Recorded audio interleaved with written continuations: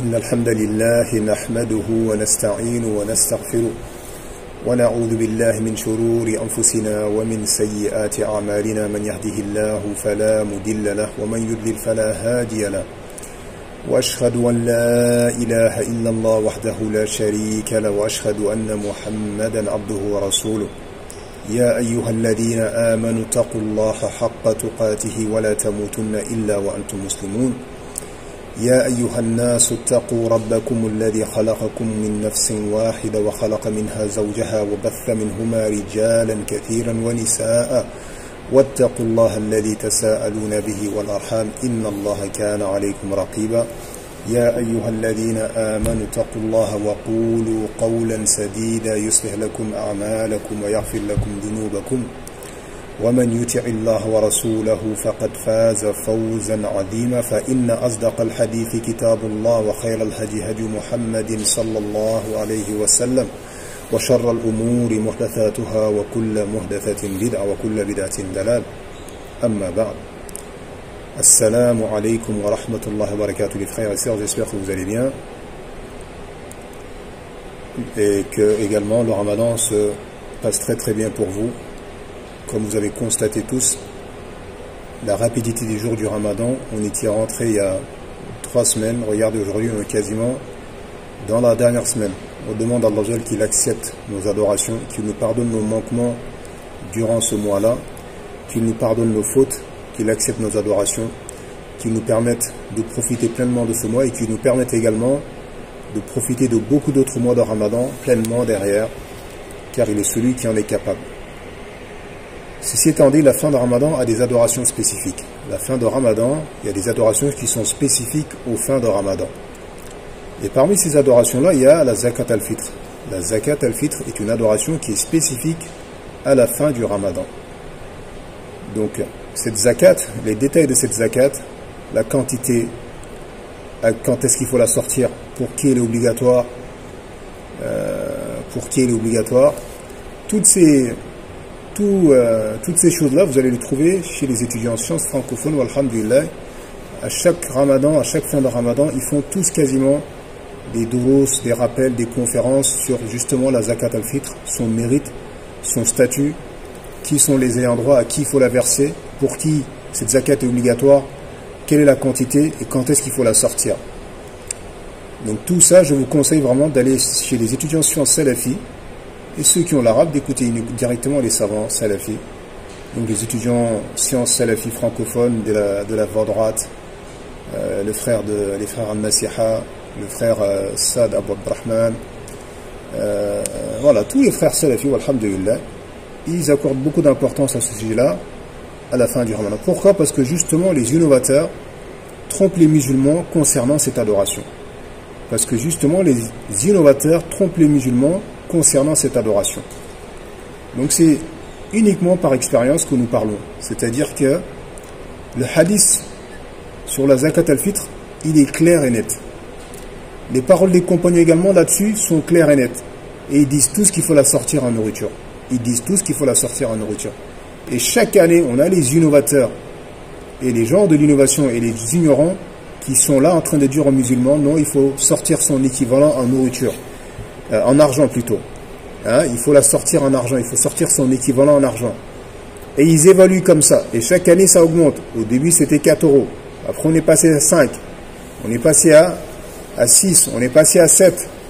Après, on est passé à 9. Chaque année comme ça augmente, subhanallah. Alors que le messager d'Allah, sallallahu alayhi wa sallam, a bien ordonné de la sortir en nourriture. Les compagnons également ont ordonné de la sortir en nourriture. L'ont sorti en nourriture également. Malgré cela, quand même, tu as des gens qui contredisent les hadiths du prophète, sallallahu alayhi wa sallam, de même que les paroles des compagnons.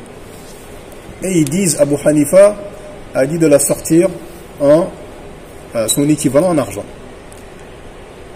Mais en réalité, Abu Hanifa, s'il a dit ces paroles, déjà il faut savoir que tous les 4 imams disent tous sans exception que si vous voyez un hadith qui contredit, si vous voyez une parole de moi qui contredit un hadith, ne prenez pas ma parole.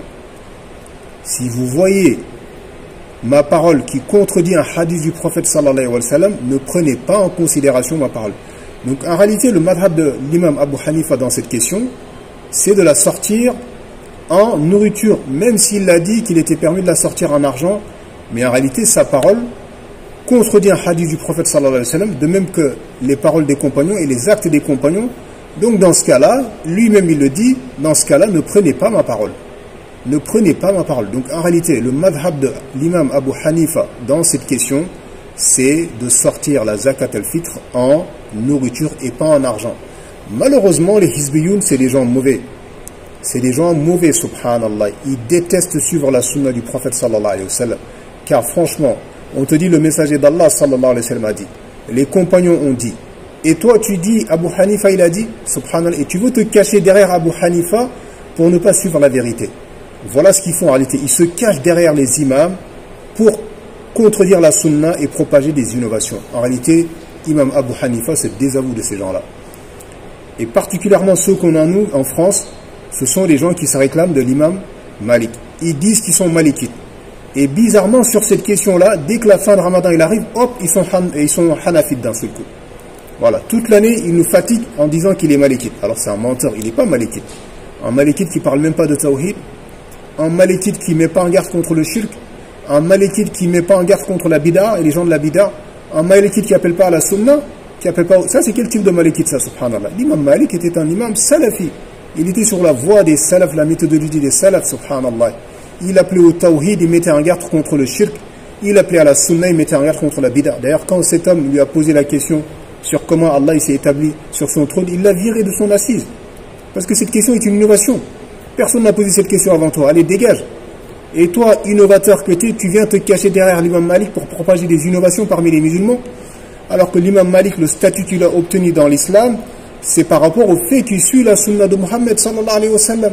Et toi, aujourd'hui, tu viens te cacher derrière l'imam Malik pour contredire la sunna de Muhammad sallallahu alayhi wa sallam. Comme si l'imam Malik, il va être d'aucune utilité yawm al-qiyamah. Il va se désavouer de toi, miskin. Hein, tu contredis sa méthodologie. Hein, tu contredis sa méthodologie, et après derrière tu viens, tu t'affilies à lui. Ça va te servir à quoi? Donc nos menteurs de Malikites là, qui sont Malikites toute l'année, et dès que la fin de Ramadan il arrive, ils sont Hanafites, ils suivent l'avis de Abu Hanifa, soi-disant l'avis de Abu Hanifa, car le vrai avis de Abu Hanifa dans cette question, c'est le fait de la sortir en nourriture, et pas en argent, subhanallah, car il a dit, si vous voyez ma parole qui contredit un hadith du prophète sallallahu alayhi wa sallam, ne prenez pas ma parole en considération, jetez ma parole. Donc ces gens-là sont des gens mauvais. Et chaque année comme ça, Allah il dévoile les innovateurs. Chaque fin de Ramadan, il les dévoile. Il montre à quel point ce sont des menteurs, des ruseurs et des traîtres également. Yahri, en quoi ça te dérange que tu dises aux musulmans de sortir la zakat al-fitr en nourriture, comme l'a fait le messager d'Allah sallallahu alayhi wa sallam, et comme l'a fait les compagnons radiyallahu anhum, et comme le disent chaque année tous les savants salafis de la planète. Il n'y en a pas un sans exception sans qu'ils disent sortez la zakat al-fitr en nourriture. Et pourtant ces gens mauvais, ces menteurs, ces traîtres trompent les gens en leur disant sortez en nourriture, sortez son équivalent. Vous avez aujourd'hui, la vie a changé. Allah, quand il a légiféré sa législation, il n'était pas au courant de l'état des gens jusqu'à la Yawm al-Qiyamah. Allah il connaît tout jusqu'à Yawm al-Qiyamah. L'état des gens, l'état des pauvres, qu'est-ce qui les réforme, qu'est-ce qui leur nuit. Donc quand il a légiféré quelque chose, il l'a légiféré jusqu'à la fin des temps.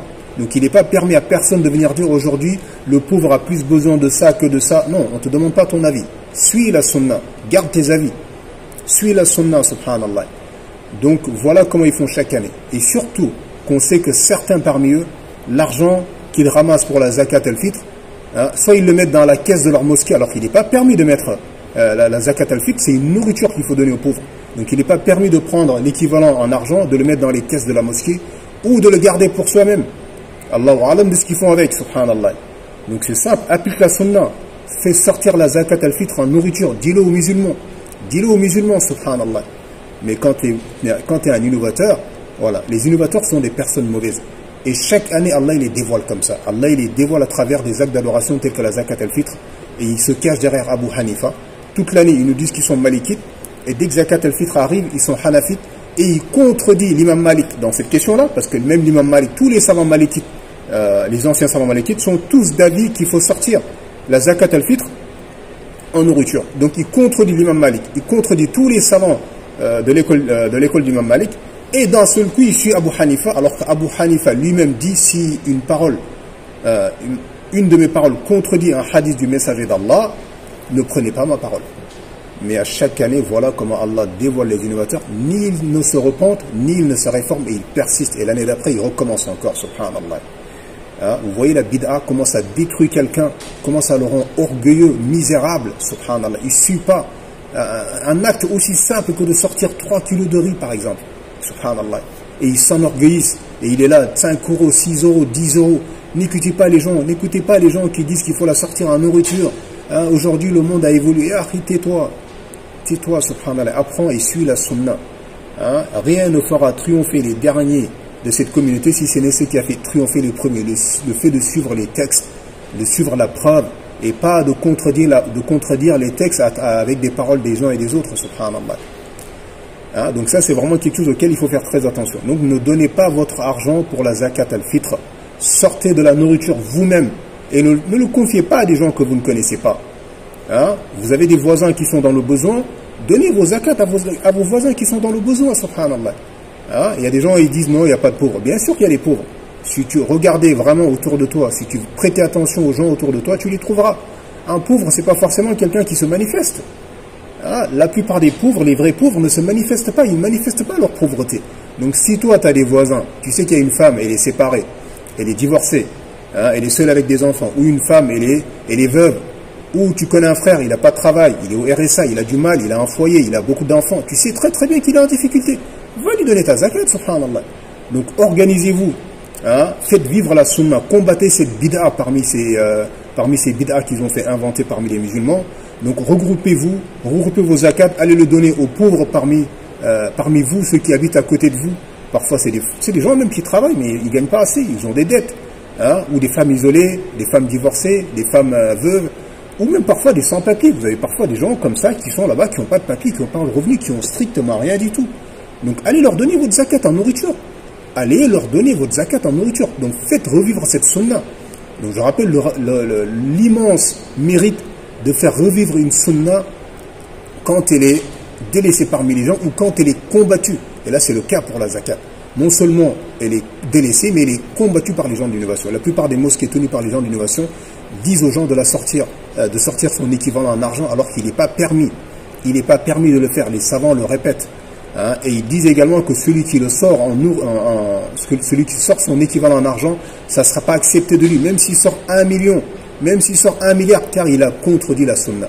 Car les deux conditions pour qu'une œuvre soit acceptée, il faut absolument que l'œuvre soit faite sincèrement pour Allah, al-ikhlas, la sincérité. Il faut également que l'œuvre soit conforme à la sunna du prophète sallallahu alayhi wa sallam. Si une des conditions manque ou les deux manquent, l'œuvre sera rejetée.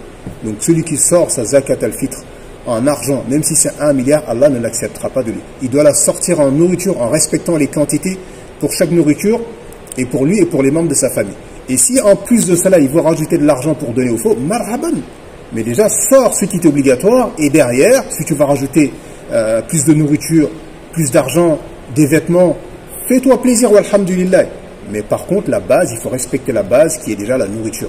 Après, si tu vas rajouter toute chose au-delà de cela, c'est un khayr sur un khayr. Mais il faut déjà que tu respectes l'obligation. Il faut déjà que tu respectes l'obligation. Donc faites attention aux gens de l'innovation, aux mosquées tenues par les gens de l'innovation qui répètent matin, midi, soir qu'il faut sortir la zakat al-fitr en argent alors qu'il n'est pas permis de la sortir en argent. Il faut la sortir en nourriture et le donner aux pauvres. Et ceci est une adoration qui est spécifique à la fin de Ramadan. Donc veillez bien à l'accomplir correctement afin que les manquements que vous avez eus durant vos jeûnes soient pardonnés à travers cette zakat, car c'est une purification pour le jeûneur, également une nourriture pour le pauvre, pour éviter que le pauvre soit attristé le jour de l'Aïd, qu'il ait de quoi manger, qu'il soit satisfait, qu'il soit heureux comme tout le monde. Voilà pourquoi Allah a légiféré cette adoration. Donc soyez vigilants là-dessus, organisez-vous, tous les frères salafis, envoyez-vous des messages, organisez-vous pour donner vos zakats en nourriture et donnez-la aux pauvres qui sont dans le besoin, qui sont à côté de chez vous. Trouvez-les, bien sûr qu'ils ne vont pas se manifester. Parfois tu as un converti, il n'a pas de travail, il galère, et allez lui donner la zakat al-fitr, subhanallah. Ou tu as quelqu'un, il a une famille, il est au RSA, il ne gagne pas beaucoup, donnez-lui la zakat. Vous avez une femme qui est divorcée ou qui est isolée, qui a beaucoup d'enfants, donnez-lui la zakat al-fitr. Vous avez des sans-papiers, Ils n'ont rien. Donnez leur zakat al-fitr. Mais vous donnez argent à des gens, on ne sait même pas quand est-ce qu'ils vont donner cet argent aux pauvres. Et à qui ils vont le donner? Allahu a'lam. Subhanallah. Donc ça, c'était un rappel vraiment sur la zakat al-fitr. Le fait justement que les innovateurs contredisent la sunna chaque année et pourtant on leur répète matin, midi, soir et ils persistent, ils insistent. Ça prouve à quel point l'innovation détruit quelqu'un, le rend mauvais, le rend orgueilleux, subhanallah. Des choses aussi simples comme ça, il est incapable de le faire car l'innovation qui est à l'intérieur de lui est en train de le décimer.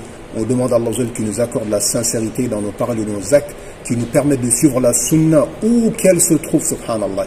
Et que nous ne contredisons jamais la sunna pour la parole de qui que ce soit, subhanallah, car c'est ce qui a fait triompher les premiers. On demande à Allah qu'il nous fasse triompher comme il a fait triompher les premiers. Hada wallahu a'lam wa sallallahu wa sallam ala nabina Muhammad wa ala alihi wa sahbihi ajma'in. Subhana rabbika rabbil izzati amma yasifun wa salamun ala al-mursalin walhamdulillahi rabbil alamin.